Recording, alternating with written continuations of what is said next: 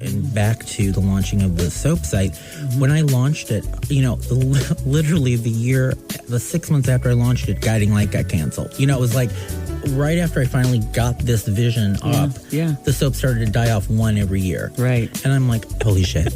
It was sad. And the fans are outraged. Yeah. And to get them back, I have to diversify because there just isn't the programming there. Right. So what I've tried to do and take baby steps, and I'm not saying they're coming along yet, but, I am covering Dallas and GCB and Revenge. And yes, Revenge and GCB are on ABC, but... there's nothing, I can't keep covering the same 4 shows with the same, there's just, there needs to be more material for a site to evolve because we're evolving. The genre is changing. The landscape is changing. Yes. What Crystal Chappelle's done with Venice, as you know, is amazing. Yeah. But Crystal Chappelle's Venice is really, to me, a standalone thing. There are other shows on the web, and I think some of them are good and some of them stink. Right. They just aren't good. They don't look good. I feel bad for some of the actors in daytime that are going on these shows. They're just not all great. But I understand you want to work. Right. For daytime, it is tough. I don't see new soaps. They're certainly not going to be launching a new soap anytime soon on the daytime. But I do see them coming online, and I do see... And if they can stabilize the ones that remain, that maybe stuff will happen later. But it's cyclical. We'll see if this just dies out. But part of the problem is the 12 to 19-year-old, the young girls. Yes. They're not watching. And guys, right. They're not watching. They're watching Real Housewives of Atlanta. They're watching Real Housewives of Beverly Hills. That's their soap. The older generation, meaning 25 to 54 and up, they're watching the soaps. And, the soaps and maybe reality. So that whole important key demo is lost right now. Right. And it's not going to come back anytime soon unless, I don't know, they have to revigorate it. And it's considered a dinosaur to these young people. Exactly. So there is a lot of issues with it. Yeah. Well, I see a future for you no matter what happens, even if the soaps... die with the dinosaurs. And I'm not saying that they will. Please don't get all... It's all right. You can call me a dinosaur. I'm saying. So what's coming up for you, Michael? What can we look forward to? I don't know. Maybe a date? I don't know. I've got to get you a date. Got to get me a date, Kia. We're going to work on that. But in the interim, we have the Emmys coming up, right? Yeah, so June 23rd is the Daytime Emmys, and we don't know the nominations today. We'll see who gets nominated, and then it'll be interesting. They're working on HLN and AOL as the home of the Emmy this year. Okay. Because we don't have any television, right? But we'll know in a week. I'm hoping One Life to Live, my show, people, even though it's gone, we'll get a slew of nominations and go out Me big too. Because it is the best show. That show was the best show of the year. That show should never have been canceled. I hope they get it right and there are nominees from One Life to Live. And it'll be interesting to see June 23rd, Beverly Hilton Hotel. Okay. And of course, it's the only thing we have anymore. Sad to say, back in the day when I was working for Dick Clark, I was producing the Soap Opera Digest Awards and the this awards and the that, and there's no awards. So there's no way to honor the hard work that these people do. And I'm sorry, and I've always said, yes, there's schlock storylines, but sometimes these performers give amazing performances in schlock storylines because there's some great actors in daytime. Absolutely. You know what? I have a surprise for you. Somebody here? No, there's no date set up today. But what we... You brought an old date?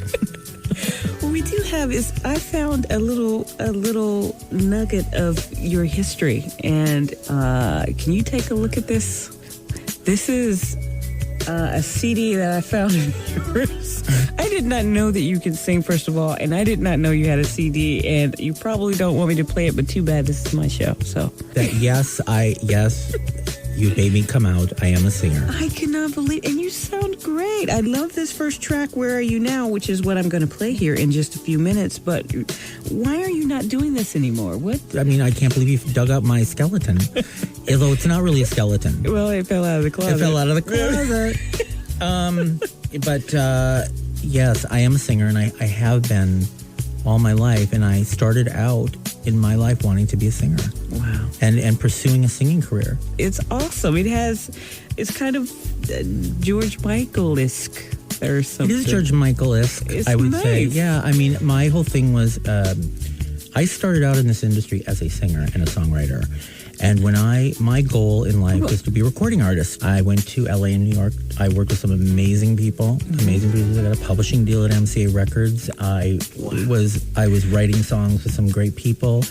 In my 20s, I played all the clubs. You know, I was playing the R&B clubs in New York. You know, I was Fairman doing R&B, you guys. Right. So I was like, you know, the funky white guy doing R&B. And back then, you know, there was George Michael and all these other people and Tina Marie and all this stuff. You know, I love Tina Marie. And Tina too. all the R&B greats were my inspiration.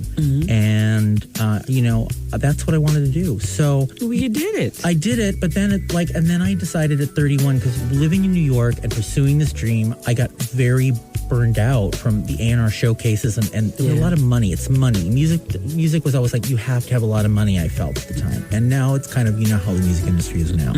So what happened was I had to have neck surgery. They had to cut through your throat to put a plate and screws through it, and they were going to go through the front.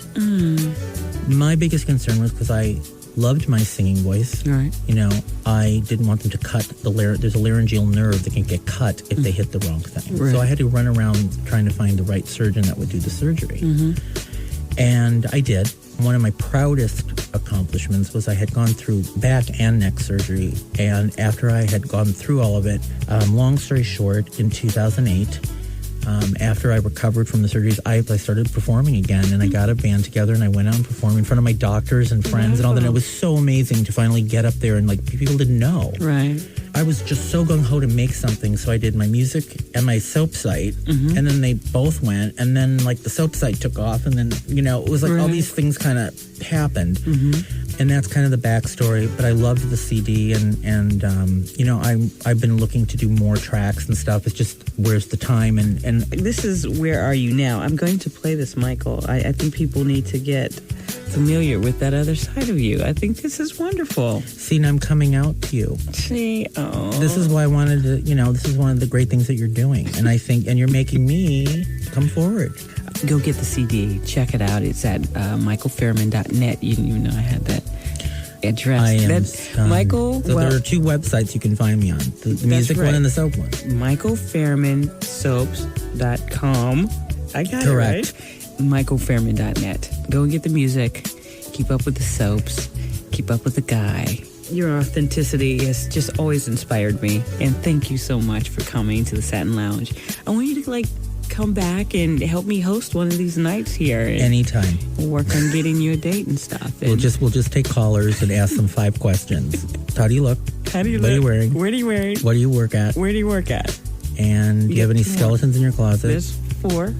And have you ever... Michael Fairman is the best. You guys, please keep up with him. All of his deets and links are at TheSatinLounge.com. Michael, thank you so much. Thank you, Kia, for having me. It's so much fun. As promised, this is Where. Well, why don't you introduce your own track? Do it. And now Michael Fairman singing the introspective, provocative, and hauntingly beautiful Where Are You Now? In the Satin Lounge. With KiaRene. Michael, help me say it. Breathe it in.